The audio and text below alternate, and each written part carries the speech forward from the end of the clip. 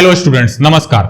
आज की इस वीडियो में हम डिस्कस करेंगे एक्सेलरेशन से रिलेटेड कुछ न्यूमेरिकल्स, जो कि फिजिक्स क्लास 11 के motion in straight line chapter का एक टॉपिक है। न्यूमेरिकल्स डिस्कस करने से पहले आइए ब्रीफली एक्सेलरेशन के कॉन्सेप्ट को हम समझ लेते हैं। तो जैसा कि हम सभी जानते हैं कि मोशन दो प्रकार के होते हैं, uniform motion and non uniform motion. यदि ऑब्जेक्ट की वेलोसिटी कांस्टेंट होती है तो इस तरह के मोशन को हम यूनिफॉर्म मोशन कहते हैं, यानी ऑब्जेक्ट की speed that is magnitude of the velocity as well as the direction of velocity both remain constant. लेकिन रियल लाइफ सिचुएशन में वेलोसिटी कांस्टेंट रहना लगभग इम्पॉसिबल है, क्योंकि हर समय सिचुएशन के हिसाब से वेलोसिटी किसी भी ऑब्जेक्ट की बदलते रहती है, और इसे ही हम नॉन यूनिफॉर्म मोशन बोलते हैं। यानी ऑब्जेक्ट के वेलोसिटी का मैग्नीट्यूड दैट इज स्पीड या फिर उसका डायरेक्शन लगातार यदि बदलते रहे तो उसे ही हम नॉन यूनिफॉर्म मोशन बोलते हैं। और रियल लाइफ में हमें यही टाइप का मोशन ज्यादा देखने को मिलता है। अब जैसा कि अभी हमने जाना कि ऑब्जेक्ट की वेलोसिटी नॉन यूनिफॉर्म मोशन में लगातार बदलते रहती है, तो इस वजह से ही हम एक फिजिकल क्वांटिटी को डिफाइन करते हैं जिसे एक्सेलरेशन कहा जाता है। And acceleration is defined as the rate of change in velocity with respect to time, यानी ऑब्जेक्ट की वेलोसिटी समय के साथ साथ किस रेट से चेंज हो रही है,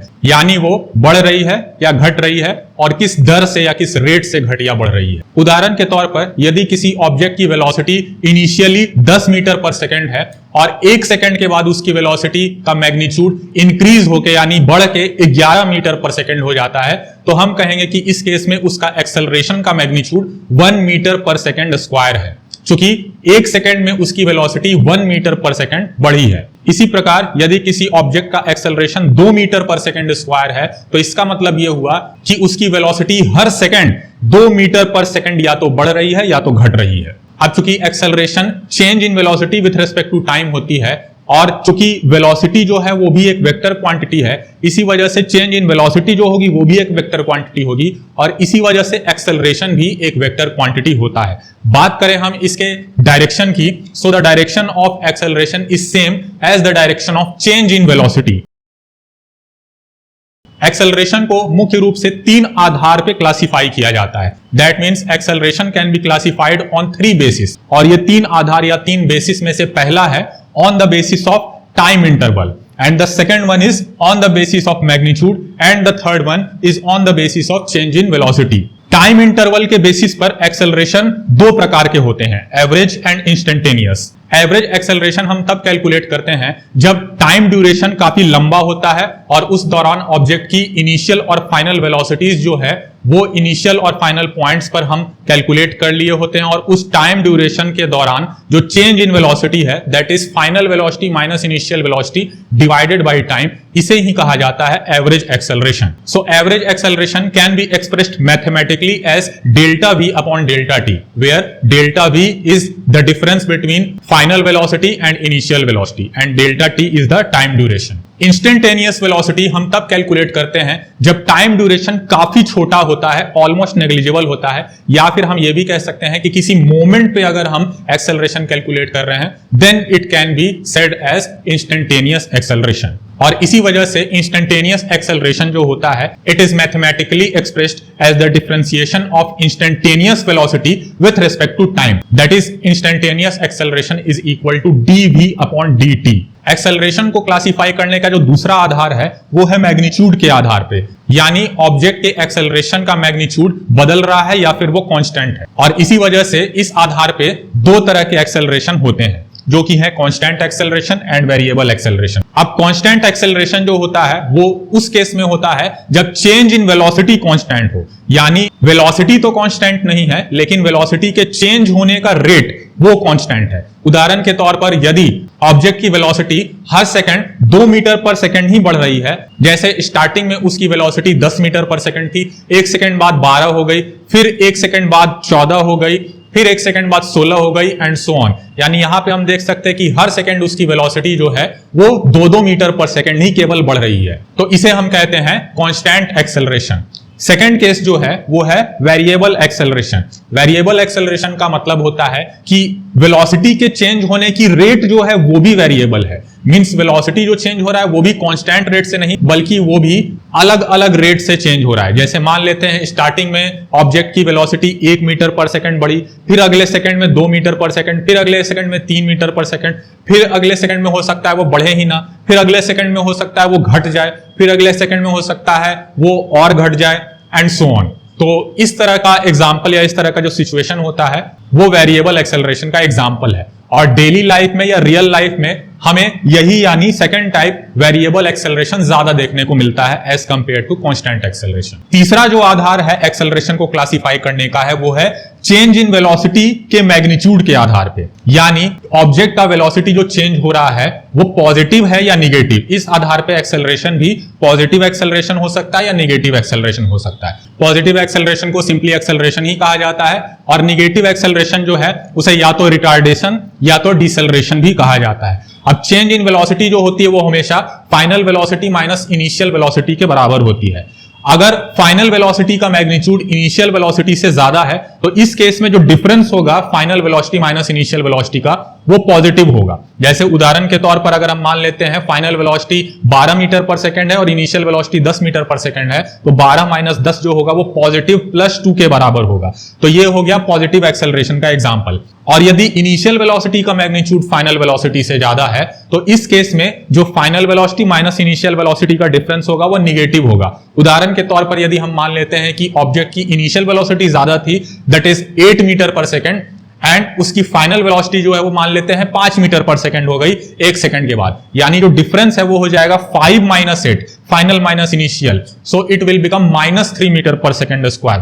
तो ये हो गया निगेटिव एक्सेलरेशन का एग्जांपल। सो स्टूडेंट्स, उम्मीद है आपको एक्सेलरेशन का ये पूरा कॉन्सेप्ट अच्छी तरह से क्लियर हो गया होगा और एक्सेलरेशन को किस तरह से क्लासिफाई किया जाता है अलग अलग बेसिस पे, अलग अलग आधार पे, और वो कौन कौन से टाइप्स के एक्सेलरेशन होते हैं वो भी आपको अच्छी तरह से समझ में आ गया होगा। यदि आपको अभी भी कोई डाउट हो तो आप नीचे कॉमेंट सेक्शन में मुझे जरूर बताएं। अब आइए हम डिस्कस करते हैं इन सभी तरह के एक्सेलरेशन से रिलेटेड जो न्यूमेरिकल प्रॉब्लम्स हैं उनको, जिनकी मदद से आपका एक्सेलरेशन का जो पूरा कॉन्सेप्ट है वो और अच्छी तरह से क्लियर हो जाएगा।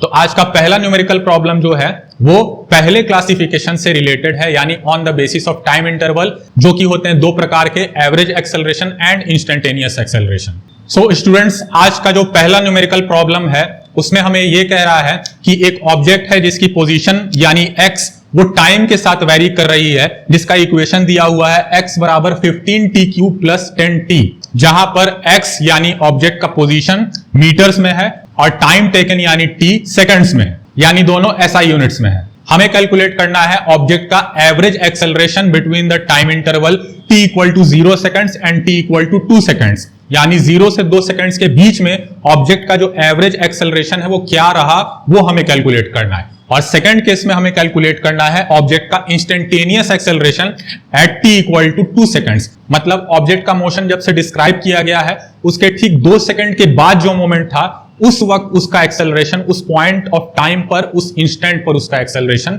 क्या था, हमें ये कैलकुलेट करना है। अब हम जानते हैं कि एवरेज वेलोसिटी होती है delta v, that is change in velocity, divided by delta t, that is time interval. अब यहाँ पे टाइम इंटरवल तो हम आसानी से समझ सकते हैं कि 0 से 2 सेकंड के बीच में हमें कैलकुलेट करना है, यानी टाइम ड्यूरेशन 2 सेकंड है। लेकिन चेंज इन वेलोसिटी होती है final velocity minus initial velocity. अब फाइनल वेलोसिटी भी हमें नहीं पता और इनिशियल वेलोसिटी भी नहीं पता है, यानी टाइम t इक्वल टू 0 पे वेलोसिटी क्या थी और time t equal to 2 second पे वेलोसिटी क्या थी, ये दोनों हमें कैलकुलेट करना पड़ेगा, तभी जो है हम एवरेज एक्सेलरेशन कैलकुलेट कर पाएंगे। तो आइए उन्हें कैलकुलेट करते हैं। तो सबसे पहले हम कैलकुलेट करेंगे v at t equal to 0, मतलब velocity time t equal to 0 second पे क्या थी। तो इसके लिए हम जानते हैं कि वेलोसिटी जो होती है किसी भी मोमेंट पे, यानी इंस्टेंटेनियस वेलोसिटी, वो differentiation of position with respect to time होती है। सो हम कह सकते हैं that v is equal to dx upon dt, और यहां पे हम देख सकते हैं कि जो पोजीशन है ऑब्जेक्ट की वो हमें दे रखी है 15t³ प्लस 10t।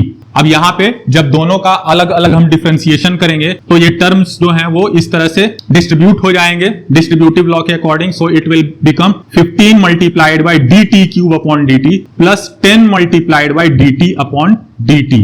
अब हम जानते हैं कि यहाँ पे कोई भी वेरिएबल का nth पावर जो होता है उसका उसी वेरिएबल के रेस्पेक्ट में जब डिफरेंशिएशन का करा जाता है तो वो होता है nx to the power n minus 1। यहाँ पे n की वैल्यू 3 है, so it will become 15 multiplied by 3t square. Similarly the second part will become dt upon dt, तो ये तो 1 हो जाएगा। सो यहां से हम कह सकते हैं कि जो वेलोसिटी है, instantaneous velocity, that is equal to 15 multiplied by 3 that is 45t square plus 10 multiplied by 1 that is 10। अब यहां से इजिली हम instantaneous velocity at t equal to 0 second हम कैलकुलेट कर सकते हैं, जो कि t की वैल्यू 0 पुट करने पे इस इक्वेशन में हम कैलकुलेट कर पाएंगे। 45 multiplied bye 0 square plus 10 which comes out to be equal to 10 meter per second. Similarly, V instantaneous at t equal to 2 seconds can be calculated by putting the value of t equal to 2 in this equation, that is 45 multiplied by 2 square plus 10, और इसकी value calculate करने पर आ जाएगी 190 metre per second. सो इसका मतलब ये हुआ कि instantaneous velocity at t equal to 0 ये इनिशियल वेलोसिटी हो गई, और instantaneous velocity at t equal to 2 second यानी 190 मीटर पर सेकेंड ये फाइनल वेलोसिटी हो गई। Hence average acceleration will be equal to delta v upon delta t, that is v final minus v initial divided by delta t, और v final की value 190 हम calculate कर चुके हैं। Initial velocity that is vi is equal to 10 metre per second, और time duration है 2 सेकेंड, so it will become 190 minus 10 that is 180 upon 2 which comes out to be equal to 90 meter per second square. So this will be the average acceleration of the object between t equal to 0 second and t equal to 2 second. अब आइए हम इस question के second part को discuss करते हैं, जो कि है instantaneous acceleration at t equal to 2 seconds. अब जैसा कि हम जानते हैं कि जो इंस्टेंटेनियस एक्सेलरेशन होता है it is mathematically expressed as the differentiation of instantaneous velocity with respect to time. अब जैसा कि हमने पहले ही इंस्टेंटेनियस वेलोसिटी कैलकुलेट कर रखी थी by differentiating position with respect to time, जो की थी 45t स्क्वायर प्लस 10। सो यहां से अब इस इंस्टेंटेनियस वेलोसिटी को और फर्दर एक बार और टाइम के रेस्पेक्ट में अगर हम डिफरेंशिएट करेंगे तो इंस्टेंटेनियस एक्सेलरेशन का मैग्नीट्यूड कैलकुलेट हो जाएगा। So instantaneous acceleration is equal to dv upon dt, जहां पे v की वैल्यू हम जानते हैं 45t स्क्वायर प्लस 10 है। तो यहां से अगर हम इसे डिफरेंशिएट करेंगे डिस्ट्रीब्यूट करके, so it will become 45 multiplied by dt square divided by dt plus d by dt of 10। अब हम जानते हैं कि जो कांस्टेंट टर्म होता है उसका डिफरेंशिएशन 0 होता है, सो इसलिए ये पूरा टर्म जो है वो 0 हो जाएगा, और यहां से dt स्क्वायर का dt के रेस्पेक्ट में डिफरेंशिएशन जो है वो 2t हो जाएगा। So 45 multiplied by 2t will become equal to 90 multiplied by t।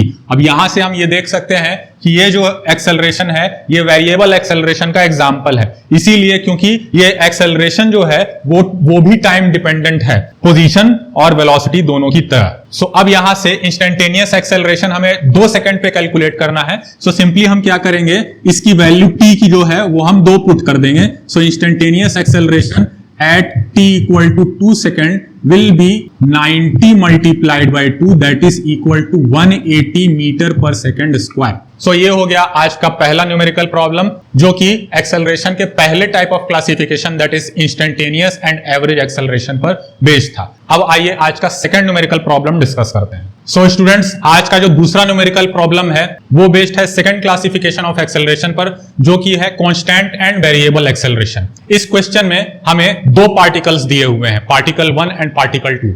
Particle 1 जो है उसका पोजीशन दैट इज x1 ये हमें गिवन है, जो कि टाइम t के साथ वेरी कर रहा है इस तरह से 6t square plus 3t plus 2। उसी तरह से जो सेकंड पार्टिकल है उसका हमें एक्सेलरेशन जो है वो दिया हुआ है, जिसे हम a2 मान रहे हैं, जो कि है -8t, जहां पे t जो है वो टाइम इंटरवल है, और x दैट इज पोजीशन वो मीटर में दिया हुआ है, और t दैट इज टाइम वो सेकंड्स में है, यानी सभी चीजें जो है वो SI यूनिट में ही है। अब जो पार्टिकल 2 है उसकी वेलोसिटी इनिशियली कितनी थी, यानी t इक्वल टू 0 सेकंड पे कितनी थी, वो हमें दी हुई है, जो कि हम मान रहे हैं v0 it is given as 20 metre per second. हमें कैलकुलेट करना है कि किस मोमेंट पे या कब दोनों ऑब्जेक्ट्स की वेलोसिटी जो है वो सेम हो जाएंगी, और वो जो वेलोसिटी होंगी उनका मैग्नीट्यूड कितना होगा। अब चूंकि इस क्वेश्चन में हमें दोनों ऑब्जेक्ट्स की वेलोसिटी सेम करनी है, तो सबसे पहले तो हमें पता होना चाहिए कि वेलोसिटी है क्या। अब दोनों पार्टिकल्स के लिए वेलोसिटीज नहीं दी हुई है, बल्कि पहले पार्टिकल के लिए पोजीशन दी हुई है और सेकंड पार्टिकल के लिए एक्सेलरेशन दी हुई है। तो दोनों की मदद से हम वेलोसिटी जो है वो कैलकुलेट कर लेंगे। पहले केस में हम डिफरेंशिएशन की मदद से ऐसा करेंगे और सेकंड केस में हम इंटीग्रेशन की मदद से ऐसा करेंगे। अब आइए इस क्वेश्चन को सॉल्व करते हैं। So for the first particle the velocity which we are assuming as v1 will be equal to dx1 upon dt। अब यहां पे x1 की जो वैल्यू है वो हमें दे रखी है, that is 6t square plus 3t plus 2। अगर इसका हम डिफरेंशिएशन करेंगे तो ये कैलकुलेट करने पे आ जाएगा v1 equal to 6 multiplied by dt square upon dt plus 3 multiplied by dt upon dt plus d by dt of 2।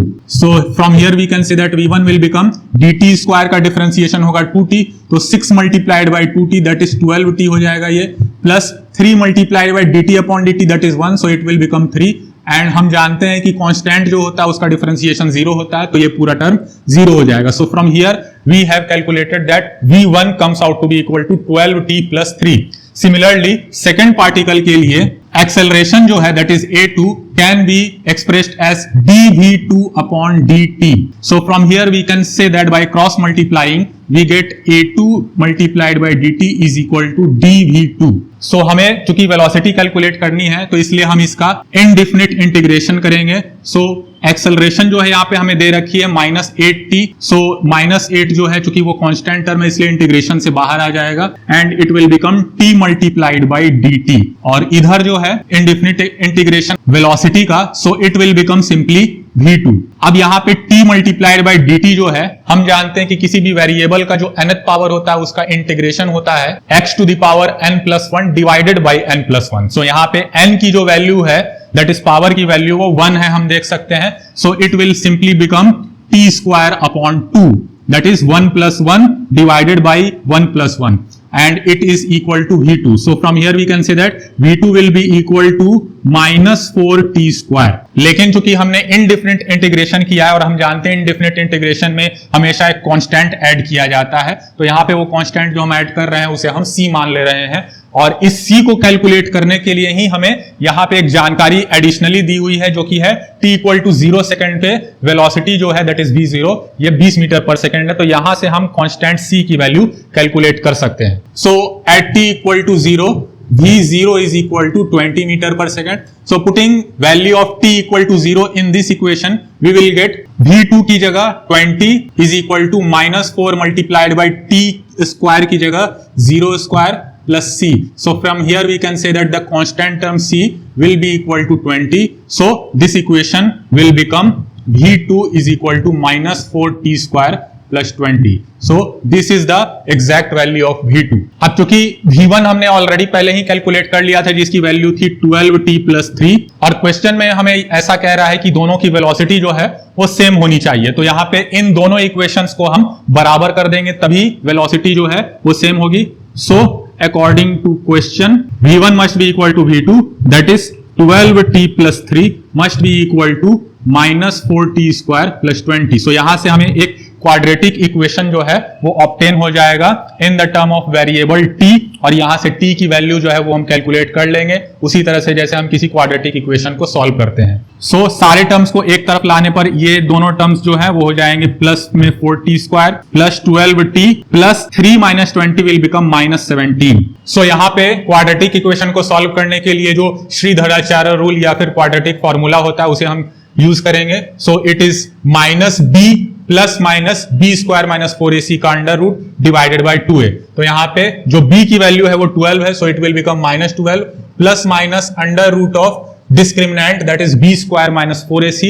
b square means 12 square minus 4 multiplied by a that is 4 multiplied by c that is -17 divided by 2a that is 2 multiplied by 4। so यहां से इस equation को solve करने पर t की value लगभग इतनी आ जाएगी, चूंकि स्क्वायर रूट के अंदर की जो वैल्यू वो 416 है और उसका जो एग्जैक्ट स्क्वायर रूट है वो नहीं होता है, और इसी वजह से उसको अप्रोक्सीमेटली हम जब कैलकुलेट करेंगे तो वो लगभग 20.3 आ जाएगा up to 1 place of decimal. So इसे जब हम कैलकुलेट करेंगे सो ये हो जाएगी इसकी वैल्यू लगभग -12, एक बार तो प्लस हमें लेना है, सो इट विल बिकम 20.3/8, या फिर हम कह सकते हैं -12 -20.3/8। और इन दोनों को भी सॉल्व करने पर या सिंप्लीफाई करने पर इसकी वैल्यू आ जाएगी 20.3 minus 12 that is 8.3 divided by 8, या फिर इस केस में आ जाएगी माइनस 32.3 डिवाइडेड बाई 8। तो अब इन दोनों को जब हम सॉल्व करेंगे जो वैल्यू आएगी वो होगी 1.04 सेकंड लगभग, और इस केस में जो वैल्यू आएगी वो लगभग होगी माइनस 4.04 सेकंड।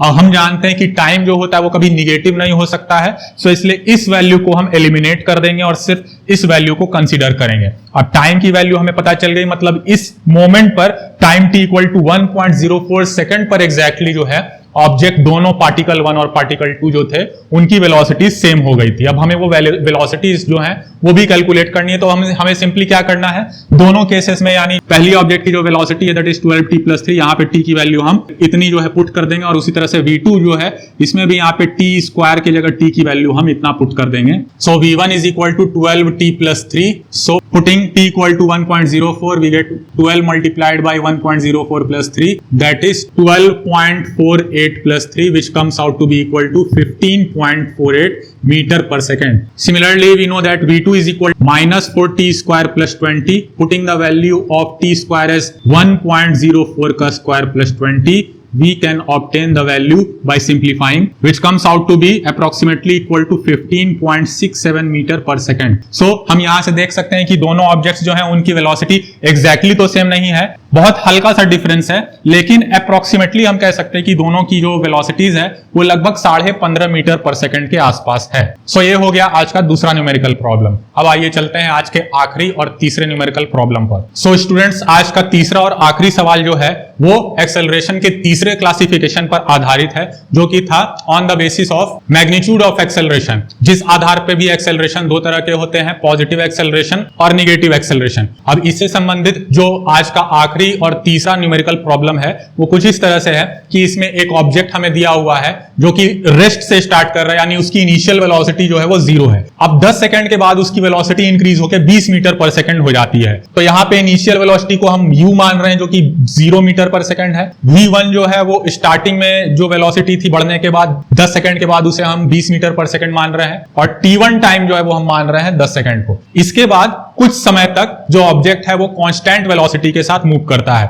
मतलब उसकी वेलोसिटी 20 मीटर पर सेकंड तक मैक्सिमम बढ़ी है। अब उसके बाद वो कुछ समय के लिए वो 20 मीटर पर सेकंड की स्पीड से ही मूव करता है कुछ समय के लिए। अब इसके बाद आखिरी वो ऑब्जेक्ट रेस्ट में आ जाता है 40 मीटर की दूरी तय करने के बाद। तो इसे हम थर्ड डिस्टेंस या थर्ड केस मान रहे हैं, इसीलिए हम कह रहे हैं कि S3 जो है वो 40 मीटर पर सेकंड है। हमें यह भी क्वेश्चन में कह रहा है कि जो टोटल डिस्टेंस है that is S1 plus S2 plus S3 वो हमें दे रखी है 640 मीटर पर सेकंड। हमें कैलकुलेट करना है तीनों केस में जो एक्सेलरेशन है। अब सेकंड केस में तो क्लियरली हम कह सकते हैं कि एक्सेलरेशन 0 होगा क्योंकि वहां पे वेलोसिटी कांस्टेंट है। फर्स्ट केस में जो एक्सेलरेशन होगा वो पॉजिटिव होगा क्योंकि यहाँ पे वेलोसिटी इंक्रीज हो रही है, 0 से 20 हो रही है, यानी पॉजिटिव एक्सेलरेशन का केस है। और थर्ड केस में एक्सेलरेशन नेगेटिव होगा, यानी वो डिसेलरेशन या रिटार्डेशन का केस होगा क्योंकि वहां पे वेलोसिटी जो मैक्सिमम थी उससे घटकर वापस वो 0 हो चुकी है। साथ ही हमें जो टोटल टाइम लगा इस पूरी जर्नी के दौरान वो भी कैलकुलेट करना है। सो पहले केस में जो एक्सेलरेशन होगा यानी a1, जो फर्स्ट इक्वेशन ऑफ मोशन होता है फॉर कांस्टेंट एक्सेलरेशन, उसकी मदद से हम कैलकुलेट कर सकते हैं, जो कि होता है v1 बराबर u plus a into t1। सो यहां से अगर हम v1 की वैल्यू 20 पुट करते हैं, u की वैल्यू 0 पुट करते हैं, और एक्सेलरेशन जो हमें कैलकुलेट करना है जिसे हम a1 मान रहे हैं, और t1 जो है वो 10 सेकंड है। सो यहां से हम कह सकते हैं a1 जो है वो हो जाएगा 20/10 that is 2 metre per second square. अब हमें टोटल डिस्टेंस दे रखा है, थर्ड केस में जो डिस्टेंस है वो भी दे रखा है, फर्स्ट और सेकंड केस में जो डिस्टेंसेस है वो हमें पता नहीं है। तो फर्स्ट केस में जो डिस्टेंस है वो हम कैलकुलेट कर सकते हैं using the second equation of motion that is s1 is equal to ut1 plus half a1 t1 square. So यहां से s1 की वैल्यू जो है u0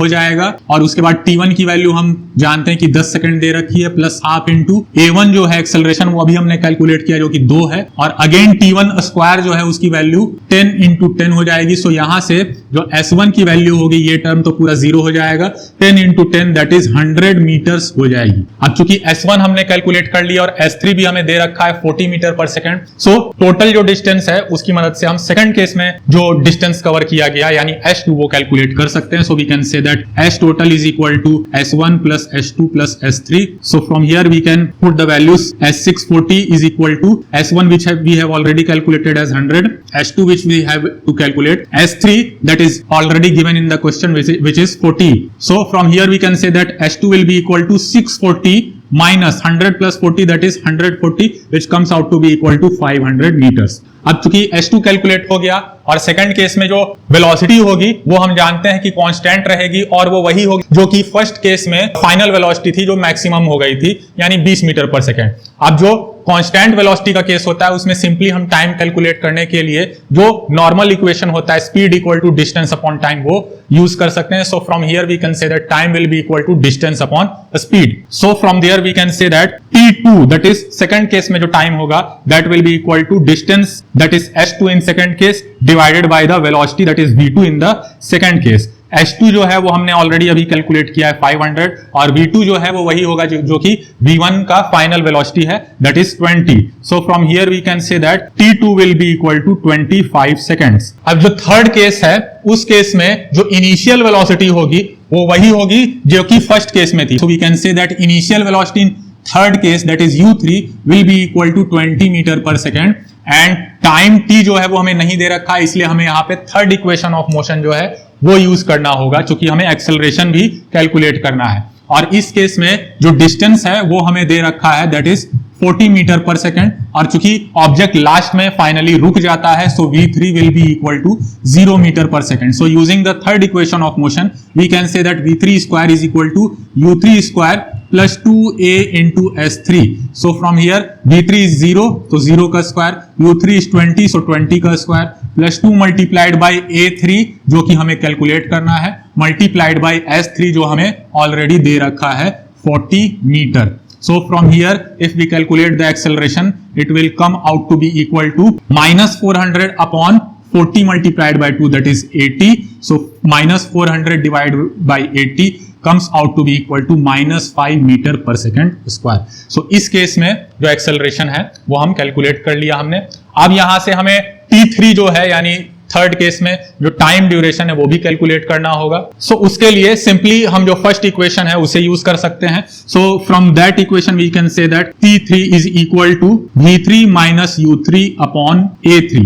so putting the values V3 is equal to 0, U3 is equal to 20 and A3 is equal to minus 5. So from here it becomes minus 20 upon minus 5, minus minus cancel out, it will become 4 seconds. So the total time that is T total will be equal to T1 plus T2 plus T3। T1 जो है वो object का already question में दे रखा है that is 10 second. T2 हमने अभी थोड़ी देर पहले कैलकुलेट किया था जो कि था 25 second and at last T3 is 4 second. So the total time comes out to be equal to 10 plus 25 plus 4 that is 39 seconds. So students उम्मीद है आपको आज का ये वीडियो इंफॉर्मेटिव लगा होगा और इससे आपको काफी कुछ सीखने को मिला होगा और एक्सेलरेशन जो टॉपिक है motion in straight line physics class 11 का उससे रिलेटेड आपके सारे डाउट्स क्लियर हो गए होंगे और ये कॉन्सेप्ट भी पूरी तरह से आपका क्लियर हो गया होगा। लेकिन यदि आपका अभी भी कोई डाउट हो तो मुझे बेझिझक आप नीचे कमेंट्स में जरूर बताएं। इसके अलावा यदि आपका किसी दूसरे टॉपिक से संबंधित कोई भी सवाल हो तो वो भी आप मुझे नीचे कमेंट सेक्शन में जरूर बता सकते हैं और यदि पॉसिबल होगा तो मैं उस पर एक अलग से डिटेल्ड वीडियो बनाने की कोशिश करूंगा। यदि आपका कोई दूसरे टॉपिक से रिलेटेड चाहे वो क्लास 11 का हो या 12 का हो आपको उस पर भी कोई डिटेल्ड वीडियो चाहिए तो वो भी आप मुझे बता सकते हैं। तो मिलते हैं अगली वीडियो में अगले टॉपिक के साथ, तब तक के लिए नमस्कार। इस वीडियो को अंत तक देखने के लिए आपका बहुत बहुत धन्यवाद।